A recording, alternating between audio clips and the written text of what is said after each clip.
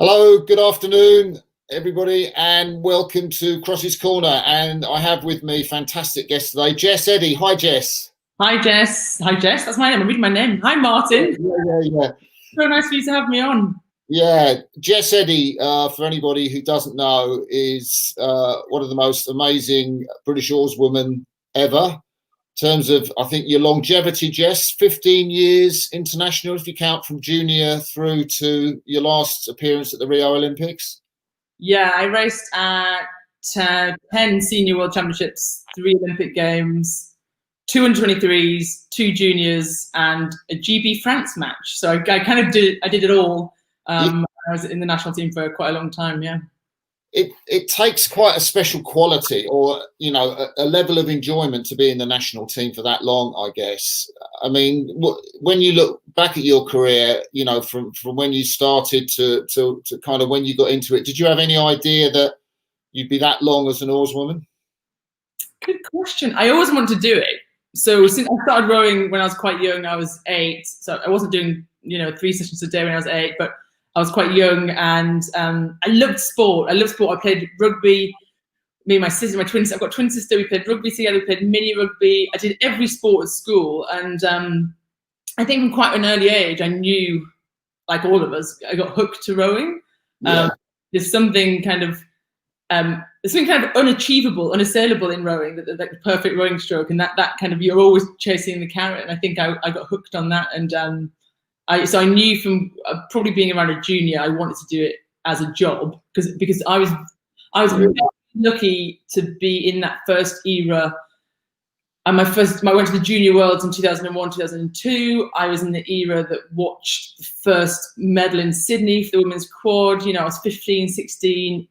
Lottery funding had just been brought in, and it was a viable option as a job and a vocation. So I was probably that first breed of people that went, this is how it can be done, and we're winning medals in it, and I want to be part of that. Wow. You mentioned a twin sister. How come she never rowed? She did row. She went to the Coop. She won Henley Women's for UL, which is an event that I've never won in a single. So she always lords that over me.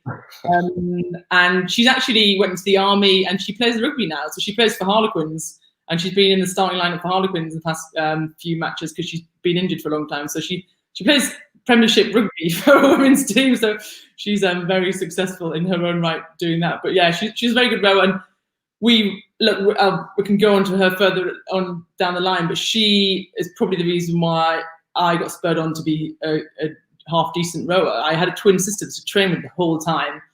We did national schools together. We won national schools in the double and the pair. I always had a training partner. I had someone she would beat me quite a lot of the time, and there's no one that can ground you better than a sibling. So I think someone like her around was a major factor in my sporting success. So was your transition from juniors into the under-23s, was that a fairly straightforward transition for you? Yeah, I think I was what they call a 1-year junior. So my birthday is in October. So the way I do it, I went to the Junior Worlds when I was doing my GCSEs and my lower 6.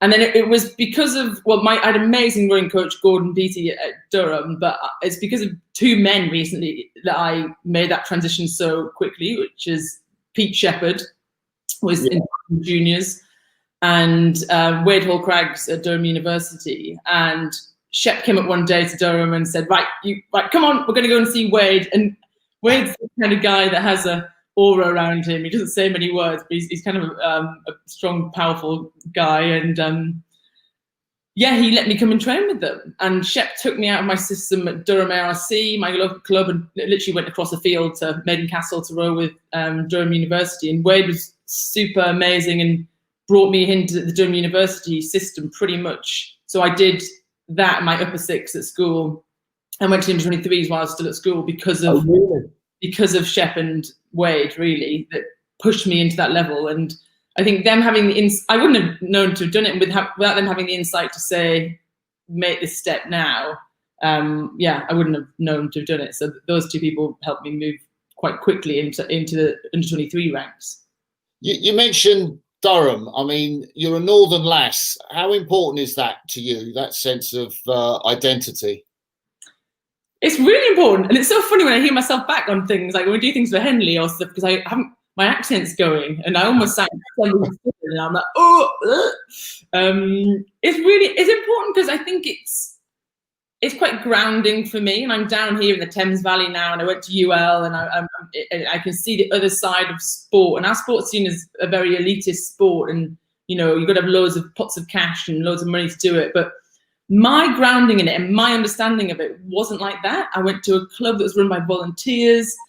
Mums and dads helped out. Like my mum used to whack our Janusek double, that was the club's double, on top of our Sierra estate and drive down to national schools. Like, and we just did it. We just got on with it and did it. And it wasn't a vast amount of money in it. We had cake sales and packed bags and that kind of. It was a really organic way for me to get into rowing rather than it be. I was never stopped because it was really expensive. Yet we weren't spending loads of money doing what we did.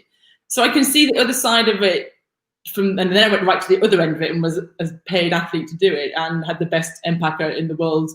So I think I understand our sport at a real grassroots level. I know and I did it, and I've been that person that's begged for sponsorship, and I've been that person that's had to boats and you go and get your oars, but someone's borrowed them and taken them out because you share them between the whole club, and that feeling of club camaraderie at Durham. I've probably never had anything like it since then, and yeah, it was amazing for me. So my identity is really important to me. My accent's slipping, so people that knew me when I was 15, 16 probably can't recognise me now, but yeah, it's really important.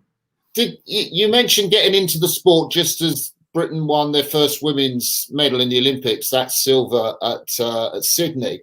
I'm just wondering, well, certainly when I was dragging the team, which was ages ago, I think women were probably definitely the second-class citizens in terms of, you know, equipment and support and so on. Did you have any barriers to you as a woman coming into the team like that, or was it all plain sailing? Yeah, I think I was definitely on the cusp of that. So my first year on the team was 2004, and Matt Pinsent was still around then, but he wouldn't have known. He didn't know who I was. I remember I sat on the table with him and ate dinner at a Seville camp, my first Seville camp. And I was like, Matt Pinsent.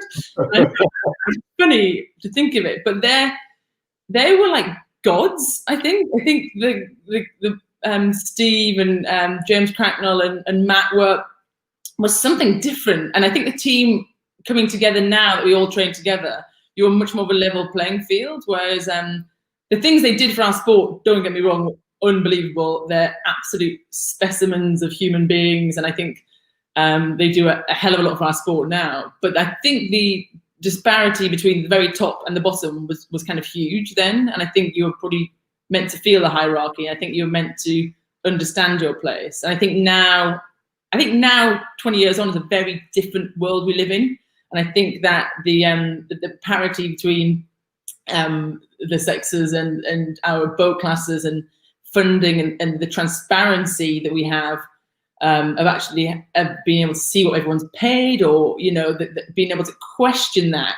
If you questioned it then, you'd be, oh, you would. It wasn't air of, oh, it's the women's team. But I think we got our own clout by winning medals. Yeah. You put yourself in the game and you gain respect, and it's a much more level playing field. Yeah, I'm just minded. One thing that occurred to me as we were talking really is I don't know if you've seen the BBC shortlist for the Sports Personality of the Year. Yeah. And there's only one female, the jockey. I can't remember her name actually. Yeah. I looked at that. I was looking at that last night actually. Yeah. There's a big thing that came out a while ago because there was no females on that list. Now there's one. And they tried to make it more fair, I guess. But I do think there has been a big change in sport, the BBC shows here in the UK. I think they make a real effort now to show a lot more female football, women's rugby. I think you see more racing driving on there, like Formula E. We have amazing women in that side of sport. But it's driven by media. I think there's no okay, we want to. You've got the City of Salzburg 40, so you want to see the fastest, strongest people, you know, which are men.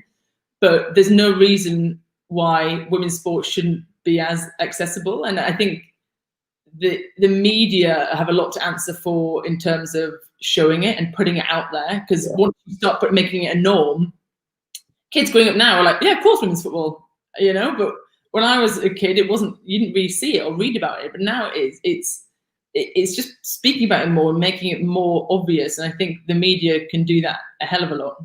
Yeah. Did you guys ever get to go on Spotty?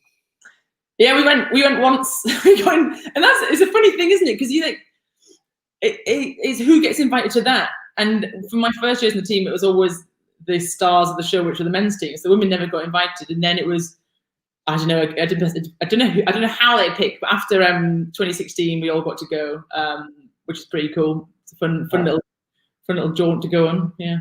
Yeah. So back in 2004 was your first World Championships, I know, and you come into that from under 23s, and the next 3 years, I guess, were sort of a process of building to your first medal in the World Championships in 2007 in the women's 8. Yeah, and looking back on it, it's really funny because I was so young. I think I was really young, and I think I was really green, and I was very talented as a junior. And I think back now, I think I made that jump too quickly. And when you're younger, you want everything like, I want it now, I want to do it quicker. And I looking back, would have probably taken that first year I went to the Senior Worlds. So there was no 8 qualified for the Athens Games. So I was in the women's 4 as a 19-year-old that went to the non-Olympic Worlds in Banyoles. And we were, it was a hard year. It was a really interesting year, and it was a big learning curve for me. It was my first year at university, and I kind of wish someone had said, just don't jump into the seniors, do under 23s for another year, and take your time and do that as a learning curve. And what we did the next year, actually, really interestingly, I was in the senior system then. I was in the women's 8, but they took me and Anna, that was Bebbington, me and Anna Watkins, took us from the middle of the 8 and sent us to under 23s in the pair, just to keep things different, I think, and make sure we had that bit of a learning curve midway through a senior year, which was a bit cleverer, I think, on the part of the powers that be. You medalled in that, didn't you? We got bronze. Yeah, we never really clicked as a pair, me and Bebo. I don't know what happened. We never clicked, and we just decided to go out for gold in the final. Like, let's just win it. And we went out, and then that classic thing, everyone just came back at us, and we couldn't. Oh, really? Yeah, so we went for it. It's at the Bos Barn. I've got really bad races at the Bos Barn. I don't think I've ever done well there. Yeah, so of course the Bos Barn, isn't it? Yeah. So we got something to show from it, and we've got me and Anna. Only me and Anna know, and Rusty Williams was our coach. So it was a funny combination of people, and I mean, both of us can laugh back now, being Olympic medalists, and she's Olympic champion. But we never really clicked. But it was a learning curve. So I think one of the things watching the British Women's 8 is looking at, years like Munich in 2007, which was, the first time you medalled, which must have been really exciting for you. And then,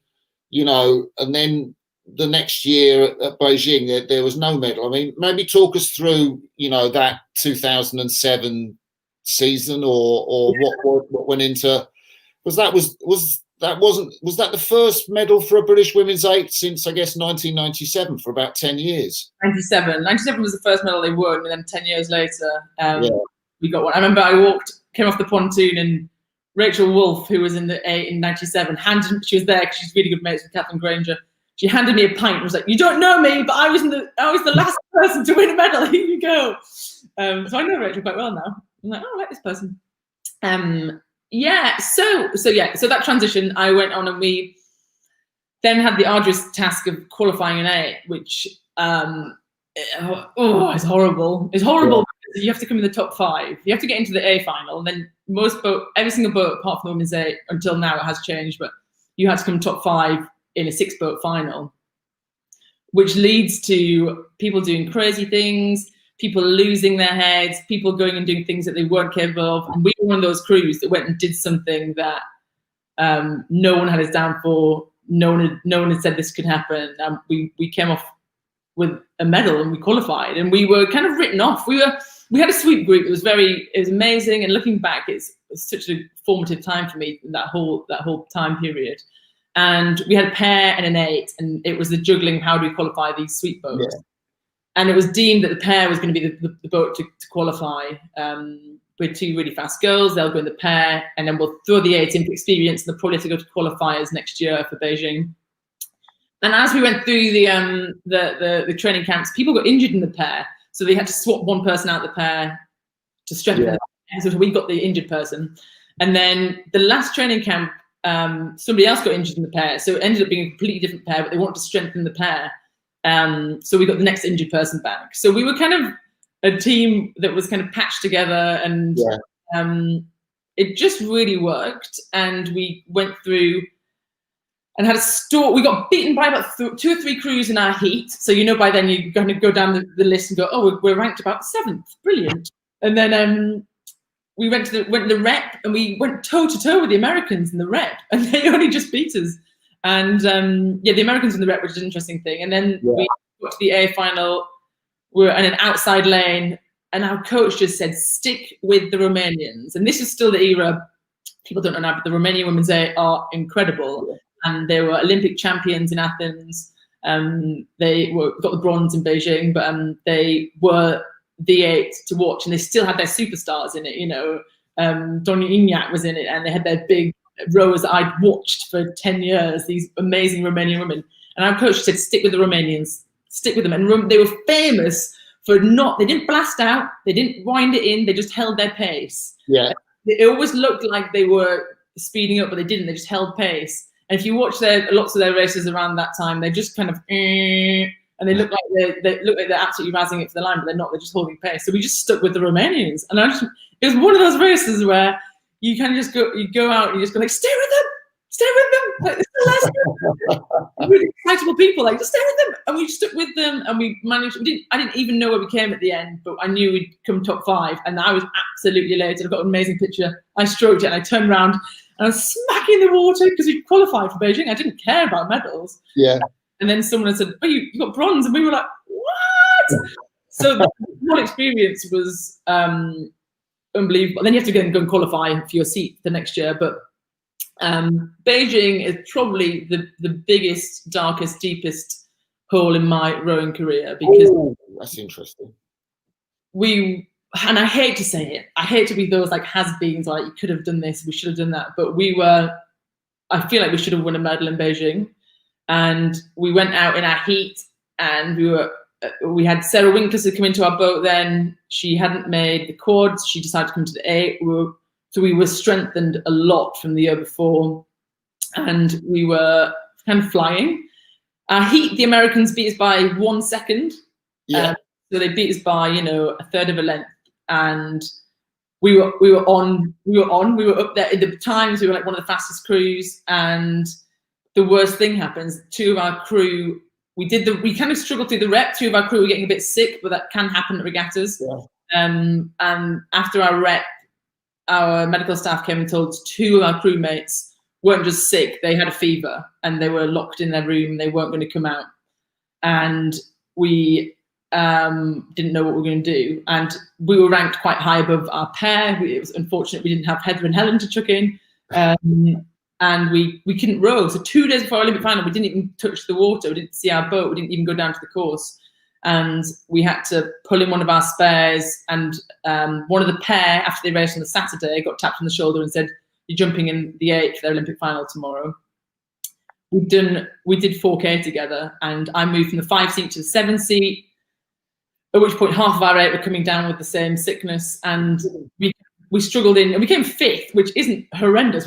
We beat the Australians still, but I think we built ourselves up, and it taught me a lot, because we built ourselves up to win a medal, and we built ourselves up to nothing else matters after that Sunday, and it didn't happen, and we came 5th, and I was in a really dark hole, and I didn't know, I hadn't even thought about what to do after Beijing. I was going to carry on, I was only 23, but it hurts quite a lot to think about it. I know. I remember the first time I didn't make the final in a World Championships. It was back in Munich, and I didn't know really what to do with myself. There was nowhere, I couldn't get away from myself, that I felt so low. And of course, you're in presumably the Olympics. It's the second week of the Olympics. It's time to enjoy yourself and party. And I guess there's this thing that's kind of holding you back a bit. Yeah, and I think I did. I think I threw myself into partying and just not being there, and it really hit when I came home, I think, and I was, yeah, I knew I was going to carry on. I kind of had to make that decision, but I was so broken. I didn't know. You don't know you're going to be broken until you're broken. You know what I mean? You don't know.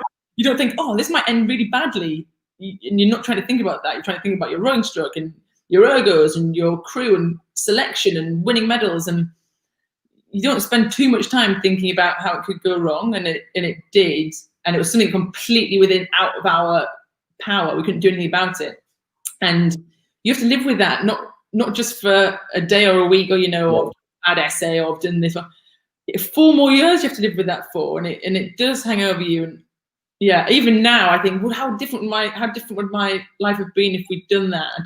I don't know, and it's hard to think about. I don't want to think about it, but that crew was exceptional, and there's people in that went on to retire that never got to show their full potential, and I think it hurts them too. Yeah, that's really interesting. So, I mean, because you love rowing, so you're kind of carrying on, but you're carrying on in the basis that that wasn't successful. But I guess you must have enjoyed the sport so much, or enjoyed the camaraderie. I mean, what was it that made you decide to carry on after being so disappointed? It's kind of a no-brainer. Like, I love rowing, and I love the sport, and we were good at it, and I knew that I was good at it. I was standing around, I was doing the same program that the girls around me were doing. We got a silver in the quad, we got a bronze in the double. We had a very good program. Went on to the multiple world champions. I knew how good we were, and I think if I wasn't going to leave it at 23, I was going to carry on. Now, next games were London, so I mean, all of those things put together, I was always going to carry on. Of course, yeah. And a lot of what's sad is a lot of that team retired. So then we had to kind of build up from nothing in 2009. I had to swap sides because we had no bow siders, so I was a stroke sider. Oh, right. I forgot you were a stroke sider. Someone tapped me on the shoulder in 2000. I think it was probably going into our first camp in 2009, and said, "Can you swap sides?" And I went, "Oh, well, do I have to?" And he kind of went, "We haven't got anyone on bow side." So I was asked to swap, and I swapped sides to bow side. And yeah, that's how decimated we were. So it was a rebuilding year. I had a lot of fun. We had a great crew. And we didn't medal that year. We came 5th again. So, but it was more of a trying to get new rowers experience in 2009, leading into the long season of 2010, which was the races in Karapiro in New Zealand. Yeah. So yeah, it was an interesting couple of years leading up to London. How did it feel, with other women winning medals? And that year with Granger and Watkins in the double, and then Stanning and Glover coming in the pair. I mean, did that make you feel motivated? Did you feel a bit second-class citizens in the women's 8? What was? I think we always had. I think the 8 for a long time had a bit of a chip on their shoulder, because you have to prioritise the medal-winning boats, and that's how our system works, and it's how our whole system works, and it's nothing you could say, oh, so-and-so was given this and we weren't given it. I mean, we were given every opportunity, but it's that day in, day out air. But it's saying that it's really important to have those people around. I learned so much from having Catherine around, having Fran around, having Debbie Flood around, all of the different things to the game, and just learning how they did it, and having that confidence that, I'm doing the same thing that these girls are doing that are winning everything. So, it was more helpful than a hindrance. And then having Heather and Helen kind of jump onto the scene in 2010, I guess it was quite hard as a sweep rower to turn around. We were just there in 2010. We just missed out on a medal, and they kind of go bam, and they won a silver in 2010. But it's if you dwell on being annoyed about other people for too long, you're just going to yourself, and I've seen people do it. I've seen people be really annoyed, and you've got to be really excited for that being with the team. And then little did we know they would come in and absolutely dominate the women's pair for the next 6 years, and that's amazing to have in your team. When those people are going out there winning medals in your team, and they're part of your group, and you train with them day in, day out, you're racing against them. I did 6 years of trials, final trials in a pair against Heather and Helen. So I was kind of up against it for a long time. I think I came second 4 times to them. So that's pretty cool. It's you got to be able to, you got to be big enough and get over yourself enough to learn from people around you. Yeah. So in that Olympiad, again, in that qualifying regatta, you really delivered. I think it was in Bled in 2011. Again, you had to be top 5, but you ended up coming away with a bronze medal. Yeah, we did it again. We did it again.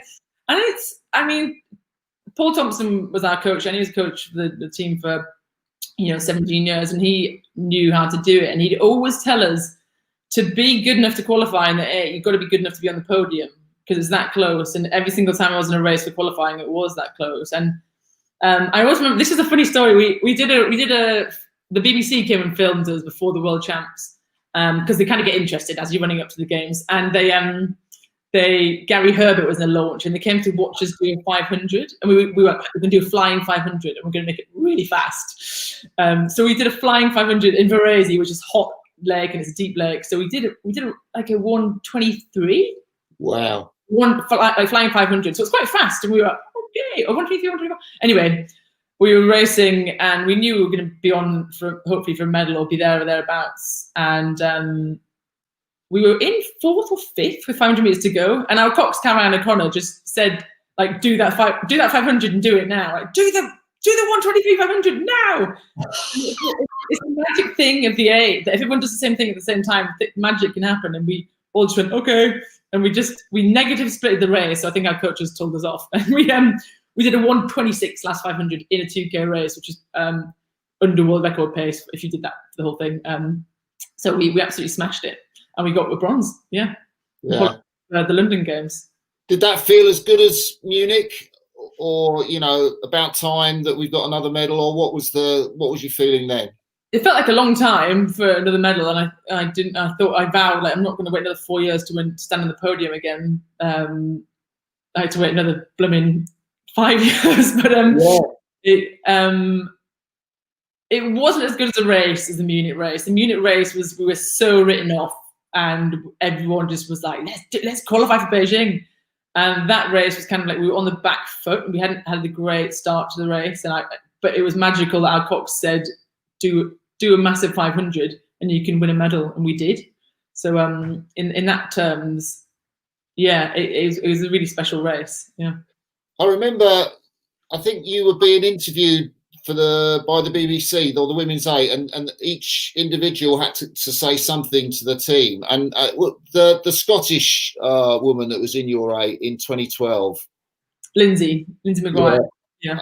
I think and the camera asked her, what is your target in the games? And she was kind of a bit hesitant and a bit unsure. And she looked at you guys who all stood round, and she kind of said, "A bronze medal?"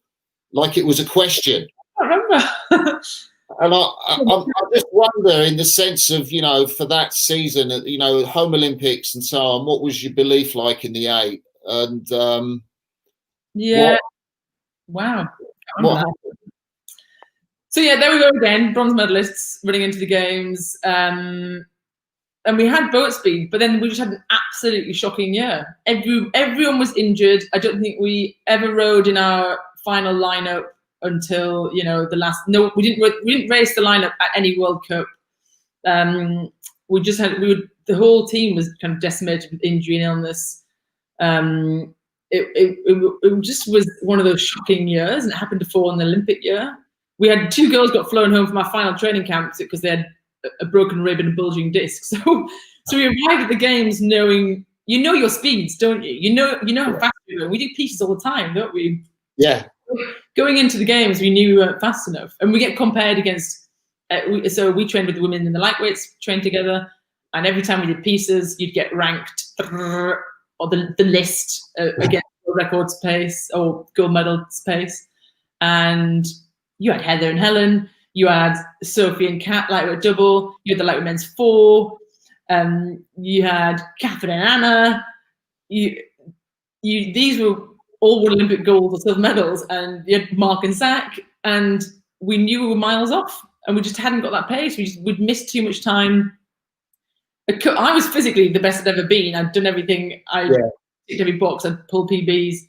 But in 8, you need to have 9 people being on their game, and we'd missed too much. And I look back and think we came 5th. We kind of limped into the final. And again, sorry, Australia, but we beat Australia by, a hair in the final. And it was a different feeling to Beijing, because in Beijing we were fast. In London, it was just complete emptiness of, we'd done this for 4 years and it just not happened. We hadn't got it. We weren't fast enough. Did that take away your enjoyment of the London Games, or? No, I think. Good question. It took away my enjoyment. The regatta was unbelievable. The people, the British public, was probably the most ridiculous crowds I've ever had at a rowing race, and the feeling of the games was epic. Being in home games, you'd walk around the place, people would talk to you. Everyone was just mad for British athletes, so that made it probably a bit more special. But the question you get asked, and this as an Olympic rower, but did you win a medal? Did you win a medal? See your medal? Did you win a medal? No one, and maybe it's more. I don't know. It'd be interesting to know what you think about your era of rowing. But now, the media are just like the medal table, and it's about winning medals. And you come back and everyone goes, "Go see your medal," and people get fixated. And I've got one now because people are fixated on it. But they want to see it. And when you don't have one, they don't realise that it really. When you say I didn't win a medal, it's literally going and taking something into your heart. They don't know that. They just want to be excited. And the look. I wish I could film it. The look you have when you tell someone you didn't win a medal, they're like, bam. They like walk off, or they're like, oh, no, I didn't try hard enough. If only you knew. Like I just didn't. And I think that's as crushing as anything. Like, the public's just. And we're just lowly rowers, so I can't imagine what these big sports superstars feel when they get slated for doing something badly or saying they didn't try hard enough. Or I hate it when people ever say, the England rugby team, they didn't try hard enough, or they didn't want it. Of course they did. About athletes that spend their entire life doing this one thing. Of course they wanted it. I can't even imagine what they go through, because those few comments to me are heartbreaking. So had you any idea, after London, I mean, you decided to carry on again. Had you any idea what that Olympiad would be like for you? Yeah, I decided to carry on. I was 27 in London. I think my mum wanted to get a real job. I think people around me probably saw how hard it was. And people always think, Olympic rowing is hard because you're physically tired all the time. And yeah, that is one of the hardest things. But it's like a mental game of being on your game all the time and having those setbacks and carrying on. And you set yourself for a 4-year period. And okay, now I work in an industry now where people have big big time plans, and I understand that. But I think that going, okay, here we go again, another 4 years. And I'm looking back at 2012 on not just one Olympiad. I'm looking back at a whole 2 Olympiads of coming 5th. And part of me probably thought, can I do that again? What happens if I go again and don't do well? What's my view of myself? What's my view of everything I've done for my entire life up until this point? And I think I had much more realization of questioning that after the 2012 games. And I took a longer break. So I went off, me and my mate Sophie Hosking, we went off to Australia. We had friends in Melbourne. We went and trained there for a bit. She retired, but I did some training at Melbourne Uni Boat Club and was there for the best part of 2 months to go away and just take myself out of things. And I knew my heart of hearts was going to carry on, but I really had to make sure that was the right decision. What made that Olympics different? I mean, was there anything you could see at the beginning of that Olympiad that kind of, this is going to feed in to make it something special, or was that realization something that happened later, closer to the Rio Olympics, that you were good enough to win that medal? It was probably something a bit closer. Again, after 2012, a lot of people retired, so we were back to square one. We had quite a new age and a mixture of people in the 2013 crew. for South Korea. And that was it was a kind of a fun world. We came 4th, annoyingly. Kind of story of my life is 4th and 5th. And we were there or thereabouts, but we got beaten and came 4th. And it was a new group of girls came through, and I think they brought quite a lot to the team. And I think we had a really good team. But saying that, we had a shocking year. The next year, 2014, was the Bosbarn World Champs Amsterdam, and we struggled in and came 6th. So it was a pretty disastrous year leading into another qualifying. Yeah. But then we had some really amazing girls that came along that were really big and strong and kind of injected a lot of speed to our boat. Vicky Mayaleka, Donna Etiabet both came along. Ro Bradbury. We had a new wave of girls that really made an impact, and we came 4th at the next year. We didn't win a medal, but the qualifying in Egbelet we came 4th and showed a lot of speed. And we broke records. We went faster than any 8s I've ever been in before. We bashed out a 6:56 at Varese at the World Cup, kind of got a British record. And speed, and speed's what you need to have. You can have 5:56. The what? 5:56. 5:56. I said 6:56. I was thinking about pairs. Yeah, 5:56. God, I don't want to run for another minute in that 8. That's too long.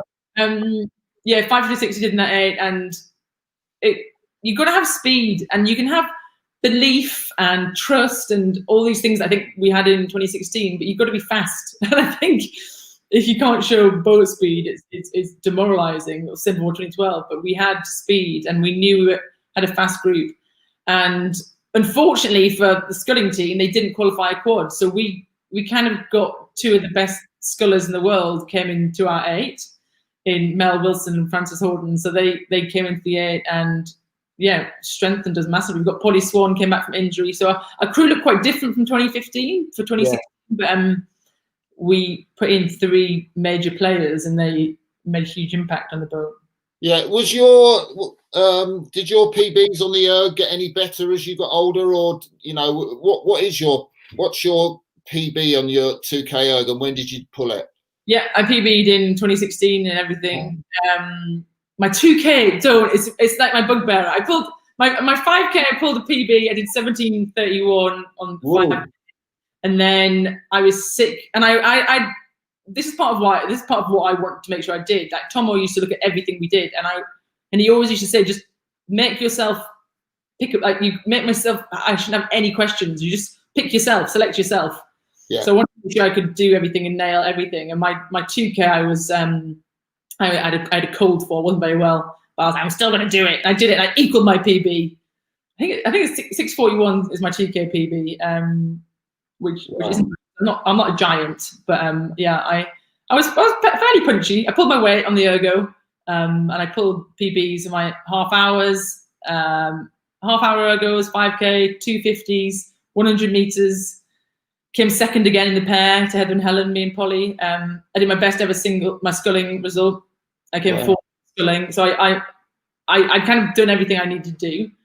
So the point it came to selection, I had to be selected. You had no choice. When did you start to realise that year that something special was possible? 2016.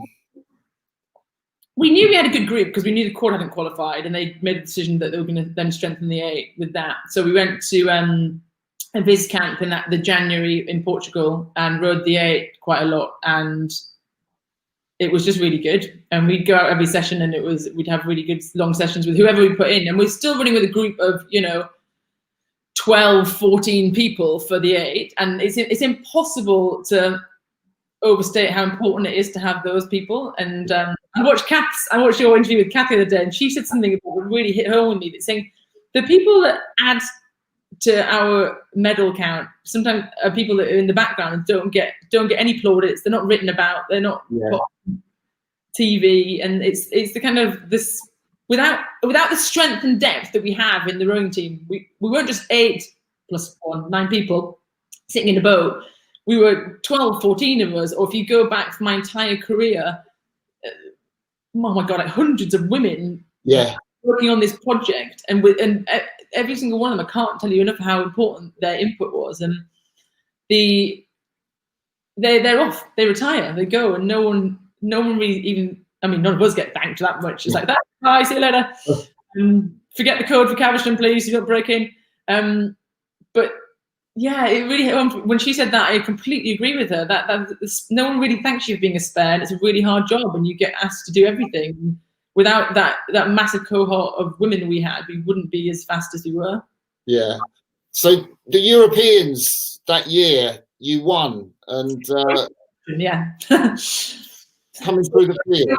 Fast. Yeah, the European, probably then we knew we were fast running into it, so we got put into our crew. We did a hell of a lot of seat racing that year. We raced a lot of fours, so we knew even when we raced the fours in seat racing, we knew how fast they were, and they were all absolutely zooming. You know, whatever combination we put in to race seat races, which we were absolutely depleted, were banging under world record pace. We were going pretty fast. So we knew we had a strong collection of sweep rowers, and we went away on a camp. Went to Breisach in Germany in the April, running into the Europeans, and yeah, we just formed our crew. It was the 8 that raced in Rio in the end, and we really enjoyed it. We really enjoyed our rowing. The combination, you hear a lot, just like did click, and it was an amazing combination of women and our coaches, and we managed to get this 8 moving really fast, and it was repeatable, it was consistent, and it happened every time. And that then leads to enjoyment. You know, you can't just say enjoy it and they'll go fast. We had the speed, and we had the class of athlete and the caliber of athlete to make it fast, and then we enjoyed ourselves and almost freed ourselves up. Went to Brandenburg and won in the most horrific crosswind I've ever raced. Yeah, it was, wasn't it? We rode steady for the first K, and the Dutch had gone out, which I kind of chased them down. So yeah, we won, became European champions. So I think that was probably a big win for us. Is that when you developed this sassy nickname for the crew? Yeah, so this is something I talk about quite a bit, that we had, and it's down. I think it's down to our cox. Zoe de Toledo was incredible at creating a kind of positive, fun vibe all the time. And don't get me wrong, she's an incredibly accomplished cox, but she was very good at keeping us all together. And I don't think, not all of the crew loved it, because some people were like, oh gosh, shut up. But we went out rowing, and we had a fun year. I look back at it, we had a fun year with the men's eights. We tried to Caversham with the men's eight all the time. Like they'd overtake us. And we had this thing you do in rowing. You know, when you row past someone and you beat them by a bow ball, everyone would shout, bow ball! When they row past you, and they do it all the time. And obviously they'd overtake us, so we'd always just shout. We'd just have this banter with them. They were boating, and we were boating, and they rowed past Fran was from the other day. They rowed past and they were doing something, and they shouted at us, saying, oh, you go faster if you weren't doing just your arms. And then Francis is a very wise, softly spoken, you know, sage member of our crew who wasn't into all this chat, shouted back at the men's eight, and we were like, oh! So I think then somebody said, oh, sassy Fran. So we like held on to that and called ourselves sassy. And I don't think it was and then people got annoyed with us, so we just said we were sassy, and then we almost rode with that kind of idea of being sassy, that caring about what anybody else thinks, but we're going to do our own thing and do it in our own way. And yeah, we branded ourselves, and it was just a bit of fun, but it probably helped create a team bond and a team identity, and we used it quite a lot, even in jokes. I mean, most of the time it's just, you know, rowers, aren't we? We just have banter between ourselves all the time. The men's hated it. We made them T-shirts and sent them to them. Unprintable picture of them all sticking their fingers up at us. Their sassy T-shirts on. Yeah, so we just had really good fun with it, and it helped us get through what can be a really heavy and serious time. That year, you had seat racing trials with Kath Granger and Vicky Thornley, which was after the Europeans, which I guess could have been pretty disruptive. Yeah, so we've been seat raced to the bitter end that year, and I can't speak for them too, because I wasn't in their boat, and they went on to win an Olympic silver, amazing medal. So they were two exceptional women, but they were looking at prospects and looking at medals, and it was decided they would trial for the 8 to see if they could strengthen the 8, which is hard.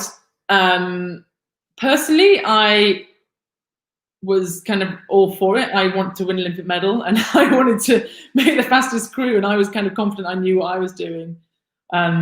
So I'm quite black and white person, so I went quite black and white with it, and we're like, well, okay, come, let's do a seat race, and we did a seat race, but it was incredibly hard. It was a really stressful time, and we're teammates with them, and there's no bones about it. They're trying to get into our crew, and they're teammates and friends with me, and it's hard. It's a really, really hard time. It was a tense time, and it was tough. We went to seat race. Yeah. Adrian Cassidy's asked a question before we talk about 2016 and your medal there. Cass has asked about your motivation for winning a medal. Does it come from within, or does this idea of, you know, winning a medal in the team, being part of the team's success, being famous, how much does that matter?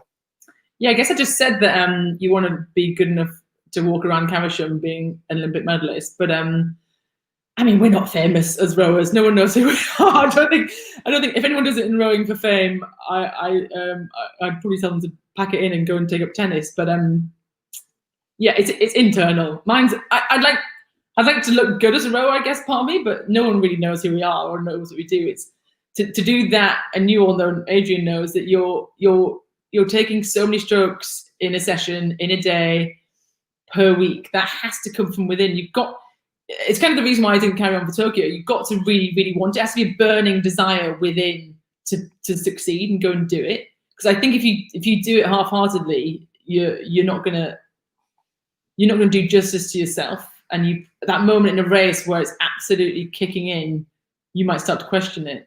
And you've got to want it internally so much to do it, I think.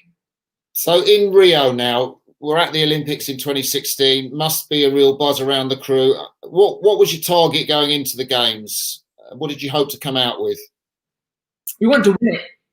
And I think the difference between London, it's funny you said that about Lindsay, but we want to win. And it's interesting talking to Frances, because Fran has written a book now, and she said that she wanted to make sure we put a race together that was the best race we could do. And if that was coming sixth, that she's happier with that than anything else. And I guess that's similar. We all promised each other. We didn't sit around in a circle holding hands. We all said what we want to do, and we want to win. And our race in Lucerne, the Americans only just beat us, and it gave us a real sense of, hold on a second, we could do this. We could win it. And we went to win the race and put together the best race we could do.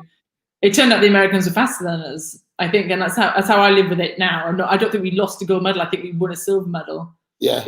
The Americans were faster than us. They outshone us, and there was a point in the race where we felt we were coming back to them, and Fran talks about it as well, saying like, "Oh, this is on," and then they pulled away. And unless you're Matt Pinson and the Athens men's four that got pulled away, then pulled back, and then pulled back to, I don't know how they did that, but we pulled back to them, they pulled away.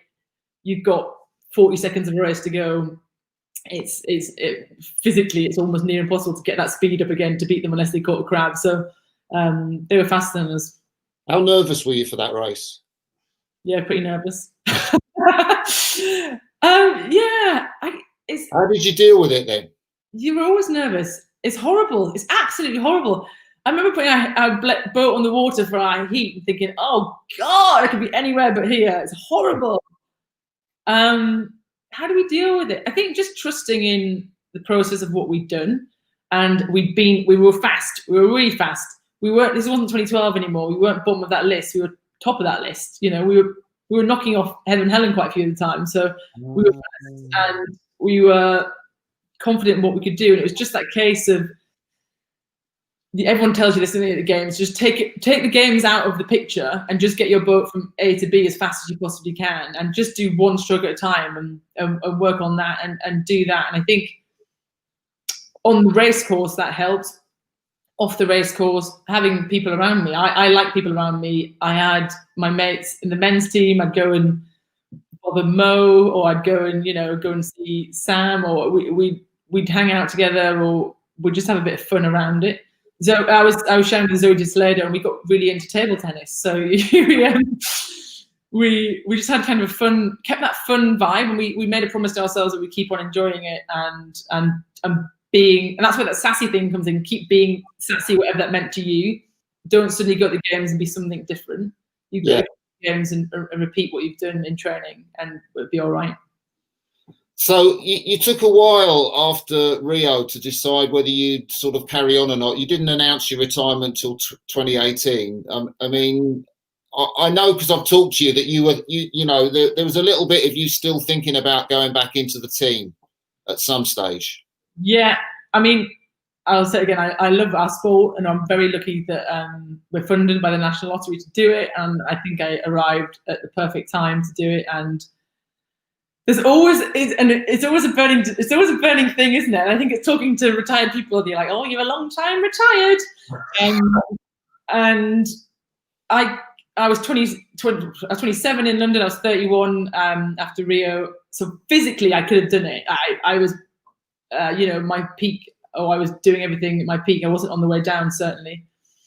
But I think I was very aware of how I felt after the previous 2 games, and I want to make sure I went and I didn't get too late in my life to, you know, have a career and go and do something different. So I went off and I'd applied for it already. I did a master's at the Royal College of Art. So I did a full-time 2-year master's. And I was going to take those 2 years to have a look at and see what I want to do. And it kept on being there, like Tokyo. And I kept fairly fit, but I think that burning desire had been fulfilled. And I hadn't won. I'd not got a gold medal. But standing on that podium, there was nothing more we could have done. And I think that satisfaction in myself and knowing that I did everything I could possibly do, and then it came together with that group of people, was more powerful than me keep on searching for something. And I think not the fear of failure, but the threat of just going and getting a tracksuit wasn't what I wanted to do. And yeah, we could have gone and tried to win a gold medal, but I think I'd seen how hard it was to get to where we got to, and I think I've got enough tracksuits. Yeah, you certainly have got enough tracksuits. So was the transition from sport? I mean, you're still, I guess, in the transition from being in the team to sport. You're in a bit of a process. I was talking to Alex Partridge last week, and you know, he had his issues with the transition. Is that anything that you could relate to, or has it been fairly seamless and smooth for you? I think what helps is that I was really happy and satisfied and bowed out on my terms. I think that's so powerful for my mental health and how I am now. And I had this other thing that was really hard. I went into education and learning, and I went to try and get a job in a really, I work in the arts now. I'm a curator at the V&A Museum, which is a complete difference from sailing a rowing boat. And that was another big challenge. Like, right, I want to get to the V&A and I want to be a curator there, which is kind of a ridiculous thing to decide to go and do. And there's not many jobs in it. So I think having this another really hard task ahead of me really helped me. Yeah, it's hard. It's really hard. And I think I found out that I need to do exercise and I need to do some training, and I like to go rowing, or I've got an ergo, I like to run. And I think doing something active in my day helps me. And I think just being okay with myself and letting go of the athlete that I once was is going to be an ongoing process, because I mean, I'm only 4 years out, and I think it's going to be a gradual, like, farewell Jess the rower. But I think our sport's amazing, and I'm always going to stay in it. And I'm actually doing erg champs. I don't know why, in 2 days' time. So I'm doing my age category erg champ. So okay. Yeah. Oh wow. Yeah, and it's a bit sad because you can't pull the splits you used to pull. I sit on it now and oh god, I used to do this at rate 24. So but just to test myself and do something that's a bit harder, you know. So I do I'll be in the sport forever. But yeah, I think it's a never-ending process of letting go of something you were good at, and it's hard to reconcile and help. I tell people now in the museum, like, oh, what's it like now? I say, well, I was one of the best people in the world at my job, and I had to stop doing that. I just go bye, and that's horrible. I imagine you told someone that in a different industry, you say you have to stop this industry now forever, and you're at the top of your game. And I think that's the feeling of what it's like, and even telling it to someone, they can't understand what that feels like. Yeah. But then, it's such a privilege to be able to do a sport for a living for that amount of time. You're pulled between the two. Yeah. You've got to figure out being okay with the sudden drop from Everest. And then you've got to always be humble in the fact that we got to be a professional sports person, Yeah. I think it's that juggling of two different sides of the coin. How much has it surprised you what's happened to British rowing in the years since you left, particularly Paul Thompson going off to China? That was a big surprise. And then, of course, Jürgen Grobler earlier this year, chief coach to the men and the women, in effect, not being given a contract or losing his job, whichever way you want to put it. How much has all that surprised you? And where do you think that's left the British women's rowing team or British rowing team? Yeah, the Jürgen thing was quite a big shock. I mean, Jürgen taking over the women's team was one of the reasons why I thought, I think I could go back. I think I'd enjoy that. I'd always want to do his program and see what it was like. But that was a big shock. And Tomo leaving as well. I mean, Paul Thompson, I can mainly speak for Tomo because my entire career was under Tomo. He's a very hard man. He's a very very black and white man. In some respects, we're quite similar, and his program was really tough. But I took a lot of confidence from being in his program. Don't get me wrong. There's moments when I was down the floor and questioning him, and I'd always be the one saying, "Why am I not in this boat? Why am I doing that?" But his program produced a lot of medals, and I'm grateful for being in it and for having those medals and doing well under his program. So I think he's a big loss to the team, but he wanted to go on and he was going on to do other things. And I think the Jürgen thing, similar. I think it's a real shame they lost him the year before Tokyo. And it's a shame for him, but it's a shame for the athletes. I think people don't think about the athletes thinking that they take a lot of confidence in their coach. And I think it's a big loss to them. And they have a lot of rebuilding with new coaches and figuring out how to get into their new boats with a different coach. I think both of them are huge losses, I think, in my eyes. But they, at some point, will have to rebuild that squad. And it's unfortunate the games got delayed a year because it might have just happened naturally, Yeah. It's tough to see where the medals might come from in the women's squad. I know maybe Vicky Thornley in the single has possibly got the best chance, but it's so tough in the single sculls. But outside of that, there's a lot of work to be done for medals. Yeah, and I think this is where I'm kind of really lucky to be in the team. I went to games where I didn't medal, but there's amazing people around me that did, and their experience really helped me. And it's hard now because Polly's gone back. Polly went back last season, and you've got Karen, and Zoe Lee's not in the team anymore. So there's only a couple of, and Vicky, there's a few medalists around. And in the men's side, there's hardly any. I think Mo's the only one that's there. So that's a lot of pressure on them as well. Yeah. I think then without having any coaches that got coached Olympic champions is also hard. I think I would find that hard, not knowing who was around me in charge. And it's really hard. But at some point, the ride's got to end. And I think the roller coaster, they'll get better. They know how to do it, and they've got an amazing program. But it's like a roller coaster. No team can ever stay up there the entire time, can they? Yeah. Have you ever seen it? Can you ever see it? I mean, you've got people that come and go, but you never have a team that consistently at top of the medal table in the rowing. You can't. It's impossible to hold on to, I think. Yeah, I think that's fair enough. And it's been great, Zoe. I know you've got to go back to work soon. You're on your lunch break. But if people want to actually go rowing with you or go erging with you on Zoom, that's something they can do. Do you want to talk about that briefly? Yeah, so Zoom ergos were set up during this second lockdown to try and just bring the rowing community together. It's been kind of devastating for lots of clubs and rowers that can't go rowing during this time. So they were just set up to see if anyone was around, do they mind sticking the camera on themselves and telling a group of people what they're doing? And I erg quite a lot, so I said, yeah, happy to. and it's kind of grown. I think a lot of those oldies have gone like, oh, I want to do an ergo. So names there, like who's been saying they want to get involved? So Alex Gregory kind of jumped on board. He did it. Mark Hunter came along. I did text from Gillian Lindsay last week, and then she did one.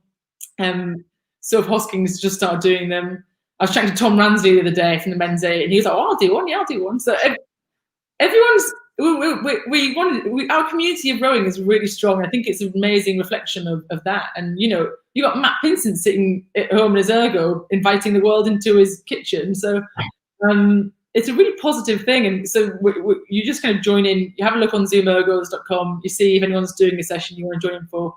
And the good thing is you don't have to join in for all of it. You don't have to tell us your splits. I don't really care. I'm just telling you what's happening in my head and on my ergo. You can turn me off at any time. So it's a really fun way of bringing the rowing community together. And I think we'll try and carry it on during the lockdown. Now we're out of lockdown, sorry, to see if anybody wants to join in again. I'm putting my warm up to erg champs on Saturday morning, 8 o'clock. Oh wow! Yeah, exciting. I'll be me sitting in the ergo for half an hour, just warming up. So it's just giving an avenue for people to come and join in. Yeah, that's lovely. Have you got a little target for those erg champs in your head? Don't make me sit in my head. Yeah, I was texting Mo last night because he was telling me off because he can pull a ridiculous ergo, and he told me to go for like 10 seconds faster than what I was going for. I've done the erging and I can't drop. I'm not going to drop like 2 splits of what I'm doing. No, you'll surprise yourself. I was like, it's not going to happen. So yeah, we'll see. It's going to be around the 7-minute mark. If I can dip under 7 minutes, I feel like I'll be doing all right. Oh, we'll see. Oh, wow. Yeah, we wish you the best. Jess, you've been an absolute star, bundle of energy to talk to. There's loads of stuff we haven't talked about, which, you know, I've got a kind of list down here of things that I wanted to ask you. So maybe we'll have another episode. Get me in again. Sorry, I've got to go back to 18th century silver and snuff boxes. You know, I've got a busy afternoon. Busy afternoon. So we'll end the live broadcast there. Very many thanks, Jess. You've been an absolute star. Thanks, Crossy. Happy to join in. I love them. I think they're really great. I've watched a few of them, so they're really cool. Thank you. Like the international, doing across the board of international people. It's really interesting, isn't it? Yeah. You're